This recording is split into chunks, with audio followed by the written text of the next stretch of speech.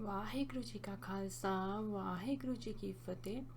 ਅਸੀਂ ਤੁਹਾਨੂੰ ਸੰਤ ਬਾਬਾ ਅਨੰਦ ਸਿੰਘ ਜੀ ਨਾਨਕਸਰ ਕਲੇਰਾਂ ਵਾਲਿਆਂ ਦੀਆਂ ਸਾਖੀਆਂ ਬਾਰੇ ਜਾਣੂ ਕਰਵਾ ਰਹੇ ਹਾਂ, ਜੋ ਕਿ ਉਹਨਾਂ ਦੀ ਬੁੱਕ ਆਨੰਦ ਸਰੋਵਰ ਜੀਵਨ ਸੰਤ ਬਾਬਾ ਅਨੰਦ ਸਿੰਘ ਜੀ ਨਾਨਕਸਰ ਕਲੇਰਾਂ ਵਾਲੇ ਭਾਗ ਪਹਿਲਾ ਵਿੱਚ ਦਰਜ ਹਨ। ਤਾਂ ਅੱਜ ਅਸੀਂ ਉਹਨਾਂ ਦੀ ਅਗਲੀ ਸਾਖੀ ਕਰੋਲ ਦੇ ਟਿੱਬੇ ਬਾਰੇ ਤੁਹਾਨੂੰ ਜਾਣੂ ਕਰਾਵਾਂਗੇ।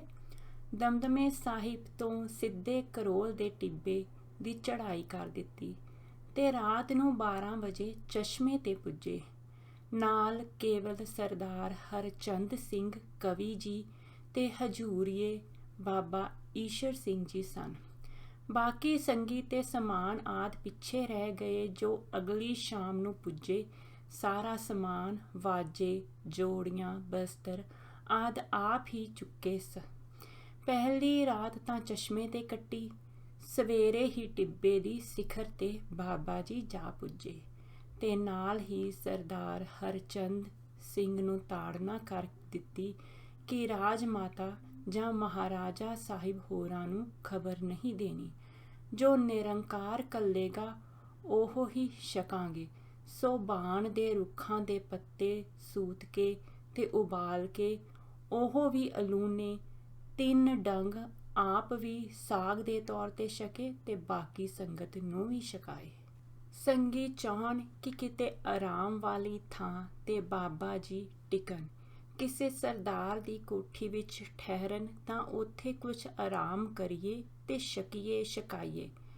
ਭਾਈ ਨੱਥਾ ਸਿੰਘ ਤੇ ਰਤਨ ਸਿੰਘ ਨੇ ਕੁਝ ਔਖ ਵੇਖ ਕੇ ਜਾਂ ਵੱਡੇ ਗੁਰੂ ਗ੍ਰੰਥ ਸਾਹਿਬ ਨੂੰ ਲਿਆਉਣ ਲਈ ਆਗਿਆ ਲੈ ਕਲੇਰਾਂ ਆ ਗਏ। ਇੱਕ ਡੰਗ ਤਾਂ ਬਾਲਟੀ ਨੂੰ ਉਲਟਾ ਕਰਕੇ ਉਸ ਦੇ ਥੱਲੇ ਦਾ ਤਵਾ ਬਣਾ ਕੇ ਛਤਰੀ ਹੇਠਾਂ ਰੱਖ ਬਾਬਾ ਜੀ ਲਈ ਪ੍ਰਸ਼ਾਦਾ ਤਿਆਰ ਕੀਤਾ।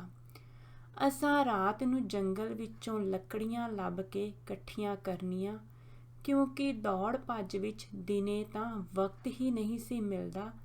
ਸਾਡੇ ਕੋਲ ਇੱਕ ਗੈਸ ਲੈਂਪ ਸੀ, ਜਿਸ ਨੂੰ ਰਾਤ ਸਮੇਂ 25-30 ਫੁੱਟ ਉੱਚੀ ਲੱਕੜੀ ਤੇ ਟੰਗਿਆ। ਟਿੱਬੇ ਤੇ ਇਹ ਵੀ ਇੱਕ ਅਜੀਬ ਨਜ਼ਾਰਾ ਸੀ। ਇਸੇ ਗੈਸ ਦੇ ਚਾਨਣ ਤੋਂ ਚੈਲ ਵਾਲਿਆਂ ਨੂੰ ਪਤਾ ਲੱਗਾ ਤੇ ਉਹਨਾਂ ਦੇ ਦੂਰਬੀਨ ਦੁਆਰਾ ਦੇਖਣ ਦੇ ਪਿੱਛੋਂ ਰਾਜ ਮਾਤਾ ਜੀ ਨੇ ਕੰਢੇ ਘਾਟ ਟੈਲੀਫੋਨ ਕੀਤਾ ਅਤੇ ਖਬਰ ਲੱਗਣ ਤੇ ਅਗਲੇ ਦਿਨ ਸਵੇਰੇ ਹੀ ਸਭ ਸਮਾਨ ਤੇ ਪਦਾਰਥ ਲੈ ਕੇ ਹਾਜ਼ਰ ਹੋ ਬੇਨਤੀ ਕੀਤੀ, ਸੱਚੇ ਪਾਤਸ਼ਾਹ ਜੀ, ਖਬਰ ਦੇਣ ਦੀ ਕਿਰਪਾਲਤਾ ਕਿਉਂ ਨਹੀਂ ਕੀਤੀ? ਸਾਡੇ ਕੋਲੋਂ ਕੀ ਅਵੱਗਿਆ ਹੋ ਗਈ ਸੀ? ਬਾਬਾ ਜੀ, ਅਸੀਂ ਤਾਂ ਨਿਰੰਕਾਰ ਦੇ ਮੰਗਦੇ ਹਾਂ, ਜੋ ਉਹ ਭੇਜਦਾ ਹੈ ਉਹ ਹੀ ਛਕ ਲੈਂਦੇ ਹਾਂ। ਟਿੱਬੇ ਤੇ ਰਿਹਾਇਸ਼ ਦਾ ਤਾਂ ਕੋਈ ਪ੍ਰਬੰਧ ਅੱਗੇ ਹੈ ਨਹੀਂ ਸੀ। ਤੰਬੂ ਤੇ ਤੰਬੋਟੀਆਂ ਨਾਲ ਕੰਮ ਸਾਰਿਆ ਗਿਆ। ਇਹ ਚੰਗਾ ਅਵਸਰ ਸੀ ਲੱਕੜੀ ਦੇ ਉਸ ਮਕਾਨ ਨੂੰ ਵਰਤਣ ਦਾ, ਜੋ ਮੋਗੇ ਦੇ ਸ਼ਰਧਾਲੂਆਂ ਨੇ ਤਿਆਰ ਕੀਤਾ ਸੀ ਤੇ ਜੋ ਪਿਛਲੇ ਵਰੇ ਦੇਹਰਾਦੂਨ ਤੋਂ ਵਾਪਸ ਕਰ ਦਿੱਤਾ ਗਿਆ ਸੀ। ਉਸ ਨੂੰ ਇੱਥੇ ਲਿਆ ਕੇ ਫਿੱਟ ਕੀਤਾ ਗਿਆ। ਇਸ ਦੀ ਲੰਬਾਈ, ਚੌੜਾਈ, ਰਿਹਾਇਸ਼ ਵੇਰਵਾ ਹੋਰ ਥਾਂ ਦਿੱਤਾ ਗਿਆ ਹੈ।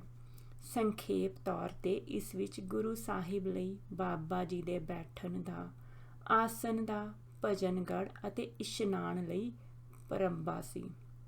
ਇਸ ਤੋਂ ਛੁੱਟ ਇੱਕ ਵਰਾਂਡਾ ਤੇ ਸੁਰੰਗ ਵੀ ਐਸੀ ਸੀ ਕਿ ਮੀਂਹ ਕਣੀ ਸਮੇਂ ਬਾਹਰ ਜਾਣ ਦੀ ਲੋੜ ਨਹੀਂ ਸੀ ਪੈਂਦੀ। ਬਾਬਾ ਜੀ ਦੇ ਇੱਧਰ ਆਗਮਨ ਦਾ ਪਤਾ ਲੱਗਣ ਤੇ ਹੌਲੀ-ਹੌਲੀ ਸੰਗਤਾਂ ਨੇ ਵੀ ਸਾਰੇ ਪਾਸਿਓਂ ਆਉਣਾ ਸ਼ੁਰੂ ਕਰ ਦਿੱਤਾ। ਹੇਠੋਂ ਆਉਂਦਿਆਂ ਤਾਂ ਕਰੋਲ ਦੇ ਟਿੱਬੇ ਤੇ ਪੁੱਜਣ ਲਈ ਸਲੋਗੜੇ ਦਾ ਸਟੇਸ਼ਨ ਲੱਗਦਾ ਸੀ। ਸਟੇਸ਼ਨ ਤੋਂ ਉਤਰਦਿਆਂ ਸਾਰ ਸੰਗੀਆਂ ਦੀਆਂ ਛੋਟੀਆਂ-ਛੋਟੀਆਂ ਟੋਲੀਆਂ ਬਾਬਾ ਜੀ ਦੇ ਦਰਸ਼ਨਾਂ ਦੀ ਤਾਂਘ ਵਿੱਚ ਚੜ੍ਹਾਈ ਚੜ੍ਹਨੀ ਸ਼ੁਰੂ ਕਰ ਦਿੰਦੀਆਂ।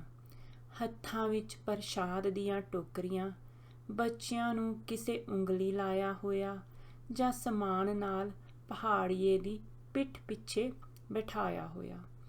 ਇਸਤਰੀਆਂ ਸ਼ਬਦ ਪੜ੍ਹਦੀਆਂ, ਮਨੁੱਖ ਹੱਥਾਂ ਵਿੱਚ ਚੋਭਾਂ ਵਾਲੀਆਂ ਸੋਟੀਆਂ ਜਾਂ ਰਾਹਾਂ ਵਿੱਚ ਕੱਟੀਆਂ ਛਾਂਗੀਆਂ ਟਾਹਣੀਆਂ ਹੀ ਪਕੜ ਪਾਠ ਕਰਦੇ, ਨਾਮ ਜਪਦੇ, ਭਜਨ ਕਰਦੇ ਜਾਂ ਗੱਲਾਂ ਕਰਦੇ ਇੱਕ ਨਿੱਕੀ ਜਿਹੀ ਪਗਡੰਡੀ 'ਤੇ ਤੁਰੀ ਜਾਂਦੇ, ਜੋ ਇੱਕ ਪੱਧਰੇ ਥਾਂ 'ਤੇ ਆ ਜਾਂਦੀ ਤੇ ਜਿਸ ਨਾਲ ਅੱਗੋਂ ਚਸ਼ਮੇ ਦੀ ਕੂਹਲ ਵੀ ਟੁਰ ਪੈਂਦੀ। ਨਾਲੋਂ ਨਾਲ ਮਨਮੋਹਣੇ ਜੰਗਲੀ ਨਜ਼ਾਰੇ ਵੇਖੀ ਜਾਂਦੇ। ਕਿਤੇ ਮੱਕੀ ਦੇ ਲੰਮੇ ਸੜੇ ਪੌੜੀਆਂ ਵਾਂਗ ਦੇ ਖੇਤ, ਕੁਝ ਵਿੱਥ ਤੇ ਸੱਪ ਵਾਂਗ ਵੱਲ ਖਾਂਦੀ ਜਾਂਦੀ ਤੰਗ ਰੇਲ ਦੀ ਲਾਈਨ, ਹੋਰ ਡੁਰੇਂਡੇ ਸਲੇਟੀ ਰੰਗ ਦੀ ਪੱਕੀ ਸੜਕ, ਹੋਰ ਅਗਾਂਹ ਪਹਾੜੀ ਨਦੀ ਨਾਲਿਆਂ ਦੀਆਂ ਬਣਾਈਆਂ ਘਾਟੀਆਂ ਤੇ ਉਤਾਂਹ ਜੰਗਲ ਢਕੇ ਨੀਲੇ ਪਹਾੜ, ਨੀਲੇ ਅਸਮਾਨ ਵਿੱਚ ਤਾਰੀਆਂ ਲਾਉਂਦੇ ਬੱਦਲਾਂ ਨਾਲ ਗੱਲਾਂ ਕਰਦੇ। ਇਹ ਸਭ ਦ੍ਰਿਸ਼ ਹੇਠੋਂ ਆਏ ਦਰਸ਼ਕਾਂ ਨੂੰ ਉਤਸ਼ਾਹਿਤ ਕਰਦੇ ਸਨ। ਚਸ਼ਮੇ 'ਤੇ ਪੁੱਜ ਸੰਗਤ ਨੇ ਕੁਝ ਚਿਰ ਆਰਾਮ ਕਰਨਾ ਤੇ ਫਿਰ ਟਿੱਬੇ ਦੀ ਚੋਟੀ ਵੱਲ ਚੜ੍ਹਾਈ ਚੜ੍ਹਨੀ ਸ਼ੁਰੂ ਕਰ ਦੇਣੀ, ਜਿੱਥੇ ਕਿ ਸੰਗਤ ਦੀ ਰਿਹਾਇਸ਼ ਵਾਸਤੇ ਤੰਬੂ ਲੱਗੇ ਹੋਏ ਸਨ। ਪਰ ਜੇ ਬਾਬਾ ਜੀ ਚਸ਼ਮੇ 'ਤੇ ਹੁੰਦੇ ਤਾਂ ਉੱਥੇ ਠਹਿਰ ਜਾਂਦੇ, ਕਿਉਂ ਜੋ ਬਾਬਾ ਜੀ ਸਾਰਾ ਦਿਨ ਚਸ਼ਮੇ 'ਤੇ ਹੀ ਕੱਟਦੇ। ਚਸ਼ਮੇ ਦੀ ਤਲਾਈ 'ਤੇ ਮੰਜਾ ਢਾ ਲੈਣਾ ਤੇ ਕੁਝ ਚਿਰ ਸੰਗੀਆਂ ਨੂੰ ਆਪਣੇ ਮਨੋਹਰ ਬਚਨਾਂ ਨਾਲ ਕਿਰਤਾਰਥ ਕਰਨਾ। ਗੁਰੂ ਸਾਹਿਬ ਨੂੰ ਭੋਗ ਲਗਾਉਣ ਵਾਸਤੇ ਡੱਬਾ ਰੋਜ਼ 2 ਵੇਰੀ ਆਇਆ ਕਰਦਾ, ਪਰ ਲੰਗਰ ਕੰਢੇ ਘਾਟ ਤੋਂ ਪੱਕ ਕੇ ਆਇਆ ਕਰਦਾ ਅਤੇ ਦੁਪਹਿਰ ਦਾ ਚਸ਼ਮੇ ਤੋਂ ਹੀ ਵਰਤਾਇਆ ਜਾਂਦਾ। ਲੰਗਰ, ਜਿਸ ਦਾ ਪ੍ਰਬੰਧ ਡਾਕਟਰ ਨਰਿੰਜਨ ਸਿੰਘ ਦੇ ਹੱਥ ਸੀ, ਆਮ ਤੌਰ 'ਤੇ ਬੜਾ ਚੰਗਾ ਹੁੰਦਾ ਸੀ। ਇੱਥੋਂ ਤੱਕ ਕਿ ਦਾਲ ਸਬਜ਼ੀਆਂ ਤੋਂ ਛੁੱਟ ਮਾਲਪੂੜੇ ਤੇ ਖੀਰਾਂ, ਕੜਾਹ ਪ੍ਰਸ਼ਾਦ ਤੇ ਫਲ ਆਦਿ ਵੀ ਹੁੰਦੇ। ਭਾਵੇਂ ਕਦੇ-ਕਦੇ ਅਣਗਹਿਲੀ ਹੋ ਜਾਂਦੀ, ਜਿਸ ਕਰਕੇ ਰਾਜ ਮਾਤਾ ਸਾਹਿਬਾ ਆਪ ਵੀ ਬਹੁਤ ਖਿਆਲ ਰੱਖਣ ਲੱਗ ਪਏ ਤੇ ਬਿਨਾਂ ਖਬਰ ਦੇਣ ਤੇ ਲੰਗਰ ਵਿੱਚ ਪ੍ਰਸ਼ਾਦਾ ਤੇ ਚਾਹ ਆਪ ਆਣ ਕੇ ਛਕਦੇ। ਇਹ ਤਾਂ ਪਾਠਕ ਜਾਣਦੇ ਹਨ ਕਿ ਜਿੱਥੇ ਵੀ ਜਾ ਕੇ ਬਾਬਾ ਜੀ ਆਸਣ ਜਮਾਉਂਦੇ, ਪਾਠ ਤਾਂ ਸਭ ਤੋਂ ਪਹਿਲਾਂ ਰਖਾਉਂਦੇ। ਸੁਖਮਨੀ ਸਾਹਿਬ ਦਾ ਤਾਂ ਜਾਂਦੇ ਹੀ ਰੱਖਿਆ ਗਿਆ ਤੇ ਫਿਰ ਸ੍ਰੀ ਗੁਰੂ ਗ੍ਰੰਥ ਸਾਹਿਬ ਜੀ ਜਿਵੇਂ ਹੀ ਪ੍ਰਬੰਧ ਹੋ ਗਿਆ, ਉਸ ਪਿੱਛੋਂ ਤਾਂ ਸੇਵਾ ਇੱਥੋਂ ਤੱਕ ਹੋਣ ਲੱਗ ਪਈ ਕਿ ਗੁਰੂ ਗ੍ਰੰਥ ਸਾਹਿਬ ਜੀ ਲਈ ਮੋਤੀਏ ਦੇ ਫੁੱਲਾਂ ਦੇ ਹਾਰ ਪਟਿਆਲਿਓਂ ਬਣ ਕੇ ਆਉਂਦੇ ਰਹੇ। ਉਪਰੰਤ ਪਾਠਾਂ ਲਈ ਚਸ਼ਮੇ ਦੇ ਨੇੜੇ ਹੀ ਰਾਜ ਮਾਤਾ ਜੀ ਨੇ 2 ਕਮਰੇ ਪਵਾ ਦਿੱਤੇ। 7ਵੇਂ-8ਵੇਂ ਦਿਨ ਪਾਠਾਂ ਦਾ ਭੋਗ ਪੈਂਦਾ ਤੇ ਉਸ ਵੇਲੇ ਰਾਜ ਮਾਤਾ ਜੀ ਤੇ ਰਾੜੇ ਵਾਲੀ ਰਾਣੀ ਹੋਰਾਂ ਨੇ ਆਉਣਾ। 10-12 ਦਿਨਾਂ ਵਿੱਚ ਇੱਕ ਵੇਰੀ ਮਹਾਰਾਜਾ ਸਾਹਿਬ ਵੀ ਦਰਸ਼ਨ ਕਰਨ ਆਉਂਦੇ। ਬਹੁਤਾ ਚੈਲ ਵਾਲੇ ਪਾਸਿਓਂ ਹੀ ਆਉਣ ਕਰਕੇ ਕੰਢੇ ਘਾਟ ਤੋਂ ਤੁਰਦੇ ਹੀ ਆਪ ਅਧਾਰਦੇ। ਰਾਜਾ ਮਹੇਸ਼ ਇੰਦਰ ਸਿੰਘ ਜੀ ਤੇ ਰਾਜਾ ਪਾਲਿੰਦਰ ਸਿੰਘ ਜੀ ਵੀ ਹੀ ਦਰਸ਼ਨਾਂ ਨੂੰ ਆਉਂਦੇ ਰਹੇ। ਬਾਬਾ ਜੀ ਦੀ ਮਹਿਮਾ ਸੁਣ ਕੇ 1-2 ਵੇਰੀ ਸੋਲਨ ਦਾ ਰਾਜਾ ਵੀ ਪੈਦਲ ਹੀ ਆਪਣੇ ADC ਨਾਲ ਦਰਸ਼ਨਾਂ ਨੂੰ ਆਇਆ। ਪਹਾੜੀ ਵਸਨੀਕਾਂ ਵਿੱਚੋਂ ਵੀ ਕਈ ਸ਼ਰਧਾਲੂ ਬਣ ਗਏ। ਭਾਵੇਂ ਕਈਆਂ ਨੂੰ ਤੇ ਚਾਹ ਅਤੇ ਲੰਗਰ ਦੇ ਲਾਲਚ ਨੇ ਪਹਿਲਾਂ ਲਿਆਂਦਾ। ਇੱਥੋਂ ਦੀ ਗੱਲ ਹੈ ਕਿ ਇੱਕ ਮਾਈ 2 ਵੇਲੇ ਗੜਵੀ ਦੁੱਧ ਦੀ ਲਿਆਇਆ ਕਰੇ। ਜਦ ਉਸ ਦੀ ਲੜਕੀ ਦਾ ਵਿਆਹ ਰਚਾਇਆ ਗਿਆ ਤਾਂ ਇੱਕ ਦਿਨ ਉਹ ਗੁੜ ਦੇ ਮੱਠੇ ਬਣਾ ਲਿਆਈ, ਜਿਨ੍ਹਾਂ ਨੂੰ ਸਵੀਕਾਰ ਕਰਦਿਆਂ ਬਾਬਾ ਜੀ ਨੇ ਉਸ ਦੀ ਟੋਕਰੀ ਵਿੱਚ ਮਠਿਆਈ ਭਰ ਦਿੱਤੀ। ਪਰ ਟੋਕਰੀ ਲੈ ਉਹ ਪਰਾਂ ਜਾ ਕੇ ਖਲੋ ਰਹੀ। ਇਵੇਂ ਖਲੋਤਾ ਵੇਖ ਬਾਬਾ ਜੀ ਨੇ ਪੁੱਛਿਆ, ਕੀ ਕਹਿੰਦੀ ਹੈ? ਸ਼ੁਕਰਾਨੇ ਵਿੱਚ ਉਸ ਦਾ ਤਾਂ ਦਿਲ ਭਰਿਆ ਹੋਇਆ ਸੀ। ਉਸ ਦੇ ਨਾਲ ਲੜਕਾ ਵੀ ਸੀ। ਉਹ ਕਹਿਣ ਲੱਗਾ ਕਿ ਅਸੀਂ ਬਾਬਾ ਜੀ ਦੇ ਚਰਨਾਂ 'ਤੇ ਮੱਥਾ ਟੇਕਣਾ ਚਾਹੁੰਦੇ ਹਾਂ। ਇਹ ਸੁਣ ਬਾਬਾ ਜੀ ਸਾਡੇ ਵੱਲ ਝਾਕ ਕੇ, ਕਿਉਂ ਭਾਈ, ਕੀ ਖਿਆਲ ਹੈ? ਕਹਿਣਗੇ ਤੀਵੀਆਂ ਕੋਲੋਂ ਮੱਥਾ ਟਿਕਾਉਂਦੇ ਨੇ। ਅਸੀਂ ਜਿਵੇਂ ਰਜਾ, ਸ਼ਰਧਾ ਵਾਲਿਆਂ ਵਾਸਤੇ ਰਾਹ ਖੁੱਲ੍ਹਾ ਹੈ। ਕਿੰਨੇ ਚਿਰ ਤੋਂ ਇਸ ਦੀ ਸ਼ਰਧਾ ਸੀ। ਕਵੀ ਜੀ ਅਨੁਸਾਰ ਇੱਥੋਂ ਦੀ ਗੱਲ ਹੈ ਕਿ ਮਹਾਰਾਜਾ ਸਾਹਿਬ ਪਟਿਆਲਾ ਦਾ ਰਾਜ ਜੋਤਸ਼ੀ ਦਰਸ਼ਨਾਂ ਨੂੰ ਆਇਆ। ਦੂਜੇ ਦਿਨ ਜਦ ਉਸ ਨੂੰ ਭੁਗਤਾਇਆ ਗਿਆ ਤਾਂ ਬਾਬਾ ਜੀ ਉਸ ਨੂੰ ਪੁੱਛਣ ਲੱਗੇ ਕਿ ਸਾਡਾ ਹੱਥ ਵੇਖ ਕੇ ਦੱਸੋ ਕਿ ਕਦੋਂ ਜਨਮੇ ਹਾਂ ਤੇ ਕਦੋਂ ਮਰਨਾ ਹੈ। ਜੋਤਸ਼ੀ ਉਸਤਾਦ ਨਿਕਲਿਆ ਤੇ ਉਸ ਨੇ ਕਿਹਾ, ਸੰਤ ਕੀ ਮਹਿਮਾ ਬੇਦ ਨਾ ਜਾਣੇ। ਇਵੇਂ ਕਹਿ ਕੇ ਉਸਨੇ ਆਪਣਾ ਪਿੱਛਾ ਛੁਡਾ ਲਿਆ। ਜਦ ਜੋਤਸ਼ੀ ਬਾਹਰ ਆਇਆ ਤਾਂ ਪੁੱਛਣ ਤੇ ਉਸਨੇ ਕਵੀ ਜੀ ਨੂੰ ਦੱਸਿਆ ਕਿ ਮਹਾਂਪੁਰਸ਼ਾਂ ਦੇ ਜਨਮ ਦੀ 2 ਤਰੀਕਾਂ ਹੁੰਦੀਆਂ ਹਨ, ਇੱਕ ਸਰੀਰਕ ਜਨਮ ਦੀ ਤੇ ਦੂਸਰੀ ਜਦੋਂ ਆਪਣੇ ਆਪ ਨੂੰ ਉਹਨਾਂ ਨੇ ਗੁਰੂ ਦੇ ਸਮਰਪਣ ਕੀਤਾ ਹੋਵੇ। ਇਸੇ ਟਿੱਬੇ ਤੇ ਇੱਕ ਪੰਡਤ ਜੀ ਬਾਬਾ ਜੀ ਦੇ ਦਰਸ਼ਨਾਂ ਨੂੰ ਆਏ। ਉਹਨਾਂ ਬਾਬਾ ਜੀ ਦੇ ਚਰਨਾਂ ਨੂੰ ਹੱਥ ਲਾਉਣ ਦਾ ਬੜਾ ਯਤਨ ਕੀਤਾ, ਪਰ ਬਾਬਾ ਜੀ ਨੇ ਕੋਈ ਮੌਕਾ ਨਾ ਦਿੱਤਾ। ਉਲਟਾ ਆਪ ਪੰਡਤ ਜੀ ਦੇ ਚਰਨਾਂ ਨੂੰ ਹੱਥ ਲਾ ਦਿੱਤਾ।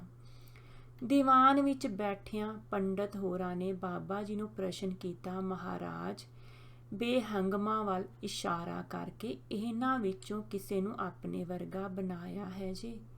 ਬਾਬਾ ਜੀ ਝਟ ਬੈਰਾਗਨ ਛੱਡ ਕੇ, ਪੰਡਤ ਜੀ, ਜੋ ਆਪਣੇ ਵਰਗੇ ਇਹਨਾਂ ਨੂੰ ਬਣਾ ਲਈਏ ਤਾਂ ਇਹ ਵੀ ਬੈਰਾਗਨਾ ਫੜ ਕੇ ਬਹਿ ਜਾਣਗੇ, ਤਾਂ ਗੁਰੂ ਨਾਨਕ ਦਾ ਠਾਠ ਕਿਵੇਂ ਚੱਲੇਗਾ? ਫਿਰ ਅਸੀਂ ਇਹਨਾਂ ਦੇ ਵਿੱਚੋਂ ਵਰਤ ਕੇ ਸੰਗਤ ਨੂੰ ਆਪਣੇ ਵਰਗਾ ਬਣਾਉਣਾ ਹੈ। 2 ਮਿੰਟਾਂ ਪਿੱਛੋਂ ਹੋਰ ਸਪਸ਼ਟ ਕਰਦਿਆਂ, ਆਪਣੇ ਵਰਗਾ ਬਣਾਉਣਾ ਕੀ ਮੁਸ਼ਕਲ ਹੈ ਦੇਵਤਾ ਜੀ, ਕੇਵਲ ਇੱਕ ਸਵਾਸ ਦਾ ਅਦਲ ਬਦਲ ਕਰਨਾ ਹੈ। ਦੀਵਾਨ ਲਈ ਬੜੇ ਵੱਡੇ ਤੰਬੂ ਟਿੱਬੇ ਦੀ ਖੁੱਲੀ ਥਾਂ ਤੇ ਹੁੰਦੇ, ਇੱਕ ਵਿੱਚ ਸੰਗਤ, ਇੱਕ ਵਿੱਚ ਗੁਰੂ ਸਾਹਿਬ ਦਾ ਪ੍ਰਕਾਸ਼ ਤੇ ਗੁਰੂ ਨਾਨਕ ਸਾਹਿਬ ਦੀਆਂ ਤਸਵੀਰਾਂ। ਮਾਈਆਂ ਦੇ ਬੈਠਣ ਵਾਸਤੇ ਅੱਡਰਾ ਤੰਬੂ ਹੁੰਦਾ, ਪਰ ਇਹ ਲਗਾਏ ਇਸ ਤਰ੍ਹਾਂ ਹੁੰਦੇ ਕਿ ਬਾਬਾ ਜੀ ਦੇ ਬਚਨ ਤੇ ਕੀਰਤਨ ਸੁਣਨ ਵਿੱਚ ਕੋਈ ਔਖਾ ਨਹੀਂ ਸੀ ਹੁੰਦਾ। ਸਵੇਰ ਵੇਲੇ ਜਦ ਕਦੀ ਮੌਸਮ ਸਾਫ਼ ਹੁੰਦਾ ਤਾਂ ਰਾਗੀ ਜੱਥਾ ਤੇ ਸੰਗਤ ਬਾਹਰ ਵੀ ਬੈਠ ਜਾਂਦੀ, ਜਿੱਥੇ ਕੁਦਰਤੀ ਪੱਥਰਾਂ ਦਾ ਇੱਕ ਬੜਾ ਥੜਾ ਬਣਿਆ ਹੋਇਆ ਸੀ।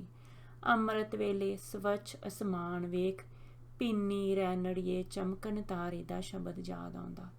ਜੰਗਲ ਵਿੱਚ ਸਾਹ ਸਾਹ ਕਰਦੀ ਠੰਡੀ ਪੌਣ, ਦੂਰੋਂ ਚੈਲ ਦੀਆਂ ਬੱਤੀਆਂ ਦਾ ਨਜ਼ਾਰਾ, ਸੂਰਜ ਉਦੇ ਹੋਣ ਦਾ ਬੜਾ ਹੀ ਸੋਭਨੀਕ ਤੇ ਲਭਾਇਮਾਨ ਦ੍ਰਿਸ਼, ਇਹ ਸਭ ਉਸ ਸਮੇਂ ਦੀਆਂ ਅਭੁੱਲ ਯਾਦਾਂ ਹਨ।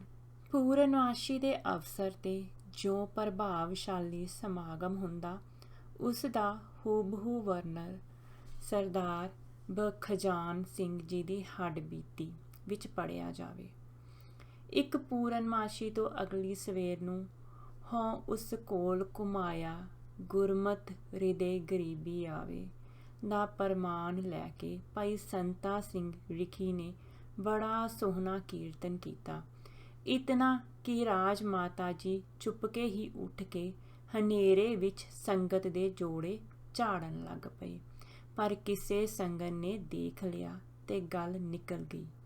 ਭਾਈ ਸੰਤਾ ਸਿੰਘ ਦੇ ਮਨ ਵਿੱਚ ਕੁਝ ਹੰਕਾਰ ਜਿਹਾ ਆ ਗਿਆ, ਜਿਸ ਪਰ ਅੰਤਰਜਾਮੀ ਬਾਬਾ ਜੀ ਨੇ ਉਸ ਨੂੰ ਤਕੜੀ ਤਾੜਨਾ ਕੀਤੀ। ਰਾਜ ਮਾਤਾ ਸਾਹਿਬ ਜੀ ਦੀ ਸ਼ਰਧਾ, ਸੇਵਾ ਤੇ ਨਿਮਰਤਾ ਦੇ ਹੋਰ ਵੀ ਦ੍ਰਿਸ਼ਟਾਂਤ ਹਨ। ਬਚਪਨ ਤੋਂ ਹੀ ਹਰ ਪ੍ਰਕਾਰ ਦੇ ਸੁੱਖਾਂ ਵਿੱਚ ਪਲੇ ਹੋਏ ਹੋਣ ਕਰਕੇ ਨੌਕਰਾਂ, ਨੌਕਰਾਣੀਆਂ, ਚਾਕਰਾਂ, ਚਾਕਰਾਣੀਆਂ ਦੀ ਮੌਜੂਦਗੀ ਵਿੱਚ ਪ੍ਰਸ਼ਾਦਾ ਆਦਿ ਆਪ ਬਣਾਉਣ ਦਾ ਕਦੇ ਸਵਾਲ ਹੀ ਪੈਦਾ ਨਹੀਂ ਹੁੰਦਾ। ਪਰ ਤਾਂ ਵੀ ਸੇਵਾ ਨਾਲ ਆਪਣੇ ਹੱਥਾਂ ਨੂੰ ਪਵਿੱਤਰ ਕਰਨ ਹਿੱਤ ਇੱਕ ਵਾਰੀ ਆਪ ਪ੍ਰਸ਼ਾਦਾ ਤਿਆਰ ਕਰਕੇ ਡੱਬੇ ਵਿੱਚ ਪਰੋਸ ਚੈਲ ਤੋਂ ਚੱਲ ਪਈ ਤੇ ਸਲੋਗੜੇ ਤੋਂ ਪੈਦਲ ਹੀ ਚਸ਼ਮੇ ਉੱਤੇ ਪੁੱਜੇ।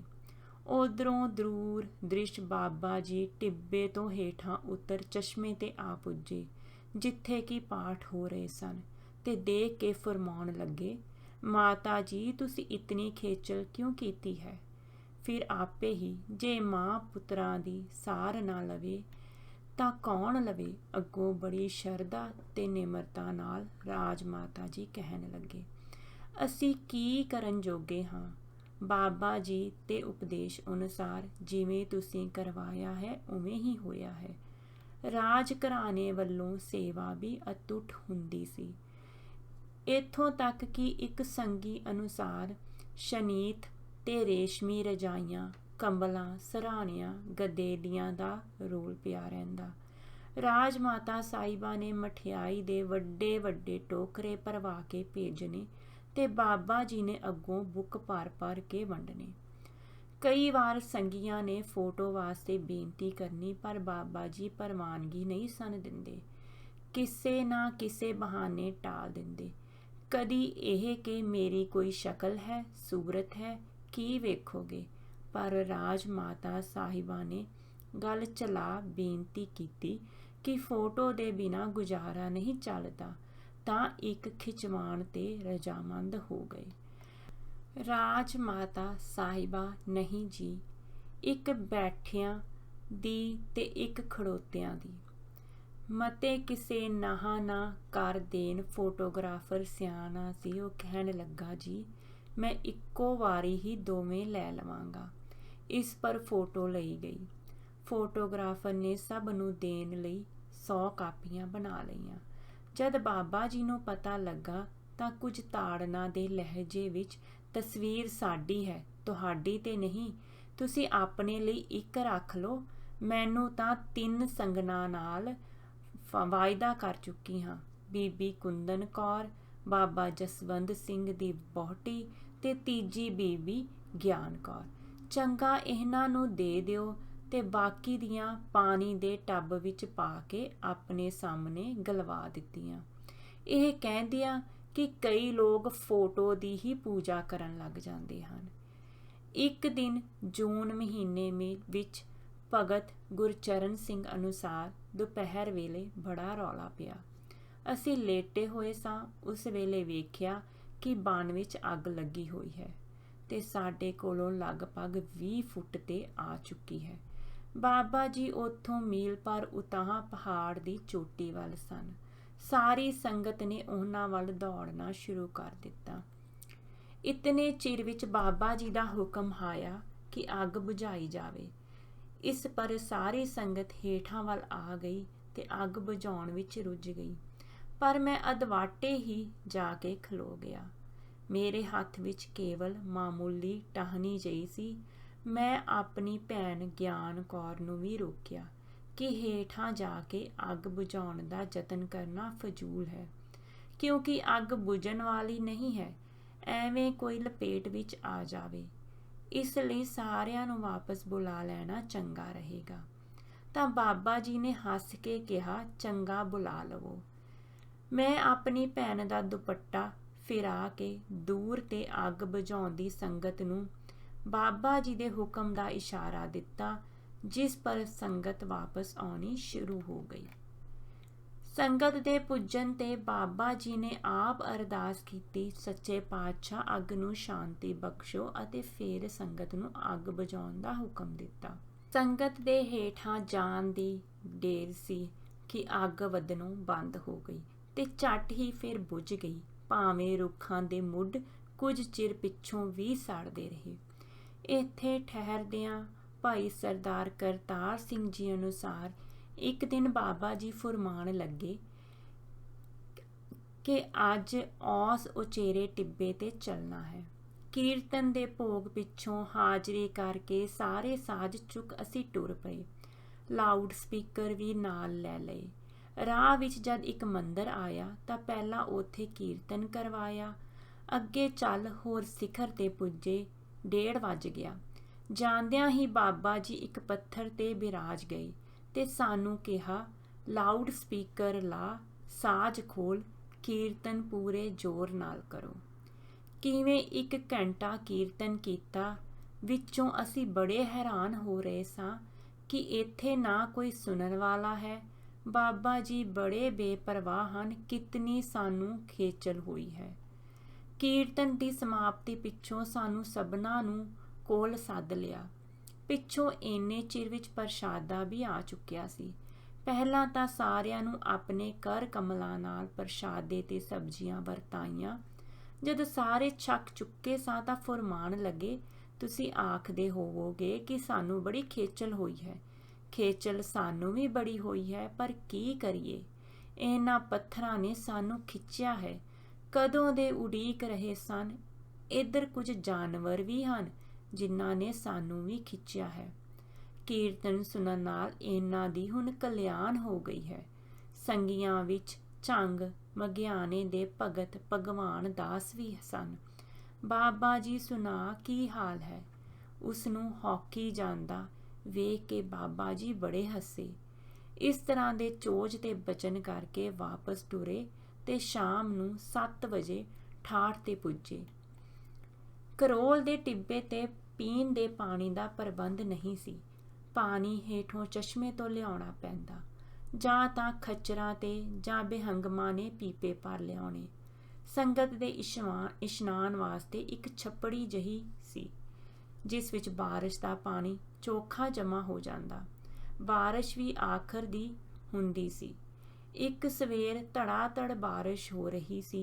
बीबी कुंदन कौर जी अनुसार, असी समुंदर सागर होवे बहुत खारा तुक तां पड़ीए, पर हिम्मत किसे नू ना पवे बाहर निकल के दीवान विच जाण दी। इतने चिर विच पहरेदार विष्णु ने आन के दस्सिया कि बाबा जी दीवान विच आ गए हन।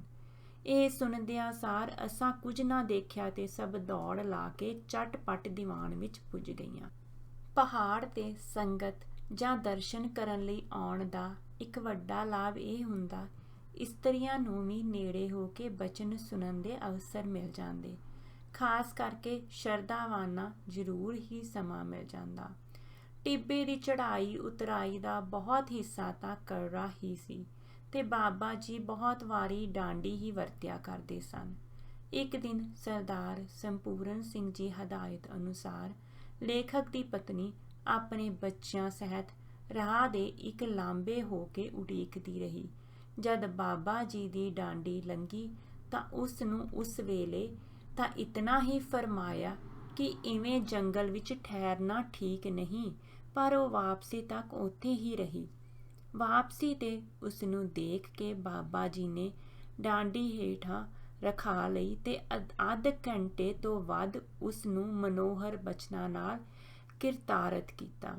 ਖਾਸ ਕਰਕੇ ਗੁਰੂ ਸਾਹਿਬ ਦੀ ਸੇਵਾ ਸੰਬੰਧੀ ਬੜੇ ਵਿਸਥਾਰ ਨਾਲ ਸਮਝਾਇਆ। ਇਵੇਂ ਉਹਨਾਂ ਨੂੰ ਨਿਹਾਲ ਕੀਤਾ। ਕਿਰੌਲ ਦੇ ਟਿੱਬੇ ਵਿੱਚ ਸਤ ਸੰਗਤ ਤੇ ਵਾਪਰੀਆਂ ਘਟਨਾਵਾਂ ਦੇ ਹੋਰ ਹਾਲ ਹੱਡਬੀਤੀਆਂ ਵਿੱਚ ਵੀ ਆਏ ਹਨ, ਉੱਥੇ ਪੜ੍ਹੇ ਜਾਣਗੇ। ਇਸੇ ਜੂਨ ਮਹੀਨੇ ਦੀ ਗੱਲ ਹੈ ਕਿ 10 ਦਿਨਾਂ ਦੀ ਛੁੱਟੀ ਲੈ ਕੇ ਲੇਖਕ ਇੱਥੇ ਆਇਆ ਹੋਇਆ ਸੀ। ਹਾਲੀ ਛੁੱਟੀ ਮੁੱਕੀ ਨਹੀਂ ਸੀ ਕਿ ਇੱਕ ਦਿਨ ਪਤਾ ਲੱਗਾ ਕਿ ਬਾਬਾ ਜੀ ਤਾਂ ਸੰਗਤ ਨੂੰ ਦੱਸਣ ਤੋਂ ਬਿਨਾਂ ਹੀ 1-2 ਸੇਵਕਾਂ ਨੂੰ ਨਾਲ ਲੈ ਕੇ ਕਿਤੇ ਚਲੇ ਗਏ ਹਨ।